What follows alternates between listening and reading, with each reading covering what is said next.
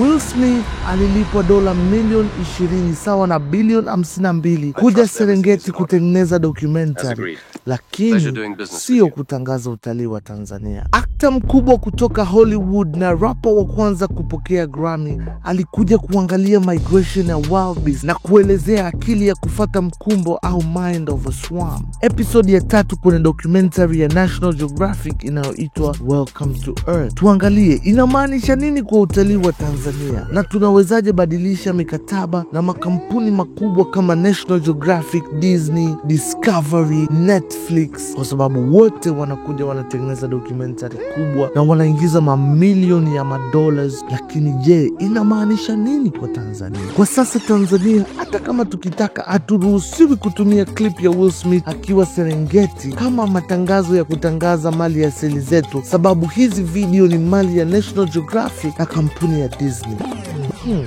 Lakini je, tungeweza ingeleta impact gani? Will Smith ana followers milioni 69 Instagram, followers milioni 100 Facebook na subscribers zaidi ya milioni 10 YouTube. Of course, hii sio documentary ya kwanza kufanyika Tanzania, na ni ukweli usiopingika kwamba umaarufu wa Serengeti na utalii wa wanyamapori kwa ujumla umesaidiwa pakubwa na documentaries nyingi zilizotengenezwa na manguli kama David Attenborough, lakini pia na movie kama Lion King au Mufasa ya karibuni. Hizi zote zinaelezea maisha ya safari na watu wanatamani kuja na kutizama wanyamapori. Tanzania utalii ni sekta ya muhimu, ikiwa inatoa kazi kwa watu zaidi ya milioni 1.5 directly na indirectly. Kwa hiyo sio tu wa guides tu, bali yule mama muuza mboga, yule mpishi, yule mfanyakazi wa hoteli, yule driver taxi, kila mtu anakula kupitia utalii. Na kwenye nchi kwa ujumla, kila mwaka utalii unaingiza zaidi ya dola bilioni 3.9 sawa na matrilioni ya shilingi kuchangia katika uchumi wetu. Utalii Tanzania umesheheni, tukiwa na watu zaidi ya 500,000 wanaotembelea Serengeti kila mwaka, na Zanzibar watalii zaidi ya 470,000, huku Kilimanjaro ikileta watalii zaidi ya 2.5 kila mwaka. Kwa hizo takwimu tu unaweza kuelewa bila kubisha kwamba utalii ni sekta muhimu sana katika nchi yetu. Sasa turudi kwenye documentary ya National Geographic na Will Smith. Kuna kitu ambacho kinaitwa soft power. Hapa tunaongelea nguvu ya ushawishi kwa mtu maarufu kama Will Smith. Watu wanatamani kufanya kama yeye anachofanya. Mtazamaji akimwona Will Smith Serengeti, na yeye anatamani kuja Serengeti. Tunaona ndani ya nchi yetu mifano kama Diamond Platnumz na Pepsi, na pia makampuni mengi yakipenda kutumia watu maarufu ili kuongeza ushawishi. Sasa turudi kwenye movie. Mfano movie ya Lord of the Rings ili boost utalii wa New Zealand kwa 50% baada ya kutoka, kwa sababu watu wengi waliona mazingira mazuri yaliyoonyeshwa kwenye ile movie na wakataka kujua hapa ni wapi, na wakaambiwa ni New Zealand. Basi na wao wakapata shauku ya kusafiri na kwenda New Zealand. Pia kuna movie mashuhuri inayoitwa Troy ambao ili boost utalii wa Uturuki kwenye mji wa Santa Kali kwa asilimia zaidi ya 73. Sasa ni ngumu kusema kwamba Welcome to Earth imesaidia utalii kiasi gani, lakini kampuni kubwa kama Disney kupitia National Geographic ikitengeneza mkanda kama huu na star mkubwa kama Will Smith ni organic marketing push ambayo matangazo ya kawaida hayawezi kufikia. Will Smith mwenyewe ndani ya hii series anasema aliona gazeti la National Geographic likionyesha picha ya migration ya wildebeest na akasema nataka nione hiki kitu. Kwa hiyo the pairing is just perfect. Tunasema a perfect marriage. Vitu kama hivi vikionyesha mali asili yetu kama migration, wanyama zaidi ya milioni 1 wakivuka mto Mara uliojaa mamba, ni kama movie, watu wakihofu kwamba nani atapita na nani ataliwa. Na hii ndo ilikuwa sehemu kuu ya movie hii au mkanda huu wa wanyama wa Will Smith aliyokuja kuutengeneza wa Welcome to the Earth, Mind of a Swarm, akili ya mkumbo. Namna gani kufata mkumbo unaweza kusaidia kunusurisha maisha yako. Kiikolojia kuna kitu kinaitwa sacrifice. kuna wale wachache ambao wataliwa, lakini kuna wengi ambao watapita. Lazima kwa chochote unachofanya maishani there is a cost to pay, na tunaona hapa Wild Beast wana a cost to pay. Hapo mjomba ameliwa, lakini wengine wamejua hii sio sehemu ya kuvuka, kwa hiyo wanarudi ngashtuka wachalia kundesa. Tuendelee. Of course Serengeti na Mara River vinatajwa, lakini hamna call to action, nikimaanisha wito wa kusafiri. Ni kwa nini inakuwa hivi? Sababu ni biashara na mikataba.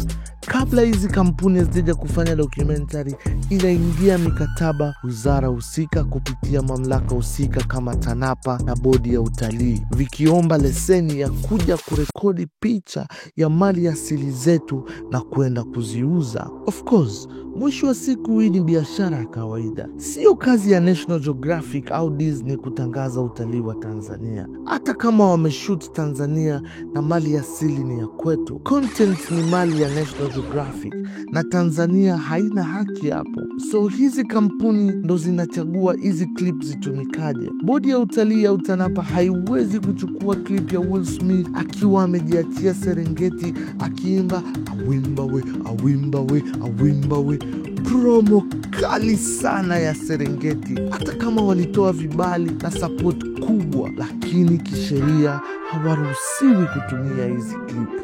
Oh my God, like that is a perfect ad. Ukipiga promotion kwenye clip kama hiyo, ukawaambia watu ni wapi na wanaweza kuja muda gani na kufanya nini, we are gone.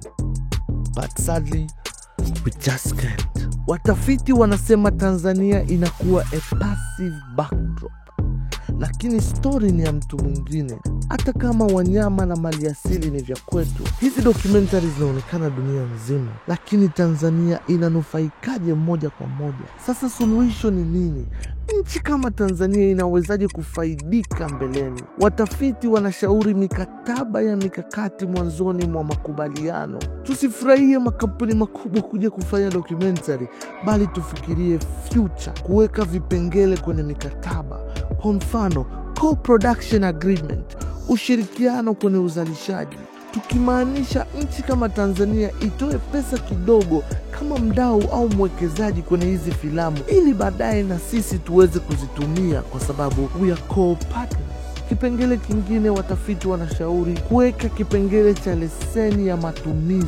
Kwa mfano, National Geographic watumie mkanda kwa miaka 2 au 3, warudishe ule uwekezaji wao, lakini tuwe na uwezo wa kuomba leseni kwa bei rahisi, kwa sababu zilitumika national park zetu na ilitumika mali asili yetu, kwamba tukitaka kutumia zile clip tupewe kipaumbele na nafasi ya mbele, kwamba Tanzania mnaweza mkazitumia, tumesharudisha pesa yetu.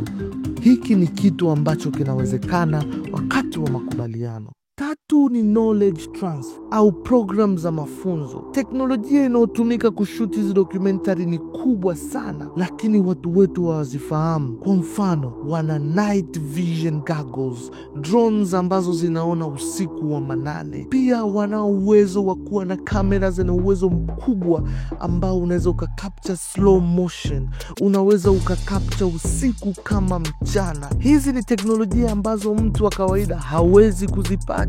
Haya makampuni yanaenda kwa mtengenezaji, wanaomba watengenezewa. Most of these materials are research based. Most of these materials are prototype, specifically created for that purpose, na hazipatikani kwenye mass production, hazipatikani kwenye bidhaa zinazouzwa mtaani. Kwa hiyo watu wetu wakipata nafasi ya kuona hii teknolojia kubwa ya filamu, wakipata nafasi ya kujifunza namna hizi stories zinavyotengenezwa, na sisi tunaweza kuandika story nzuri kuhusiana na mali asili ya nchi yetu, na sekta ya utalii na filamu vikakuwa vyote kwa pamoja. Tunaweka kipengele kwenye mikataba kwamba wakija kushoot documentary, kuna program ya kutrain vijana 5 au 10 wao watengeneze filamu, lakini kuna internship na mentoring program ambazo zinaleta manufaa makubwa kwa tasnia yetu ya utalii na filamu kwa ujumla.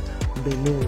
Sasa hebu tufikirie, utalii wetu ungewezaje kunufaika kupitia Will Smith na National Geographic? Maneno machache tu, Will Smith angesema karibu Tanzania au visit Tanzania. It's a very nice place for a safari. Ingeleta manufaa makubwa na impact kubwa maradufu ambayo usingeweza kuamini. Hiki kitu tunachoongea sio kitu kigeni. South Africa wana co-production deals na film incentive programs na makampuni haya kama National Geographic, Discovery, Netflix na makampuni mengine ambayo yanahusika kwenye kutengeneza wildlife documentary. South Africa inawapa grants, funds, ikimaanisha kwamba inawapa pesa ili kuwavutia waje kutengeneza documentary kwenye national parks zao. Lakini haiishii hapo, wanatumia hii nafasi kuweza kupata mikataba mizuri ambayo itawaruhusu waweze kutumia hizo content au kuwapunguzia kodi ili waje kurekodi, kuwavutia wachague South Africa. Hivi sio vitu vigeni au vitu vipya ninavyoongelea. Sijasema kwamba tuwakatalie, la hasha, lakini tunaweza kufaidika na tuwe na mahusiano ya kimkakati. Sio Tanzania itumike kama stage tu au picha ukutani, lakini tuwe wawekezaji na wadau wa muda mrefu. Tuwepo kwenye meza ya kujenga muonekano wa nchi yetu kimataifa.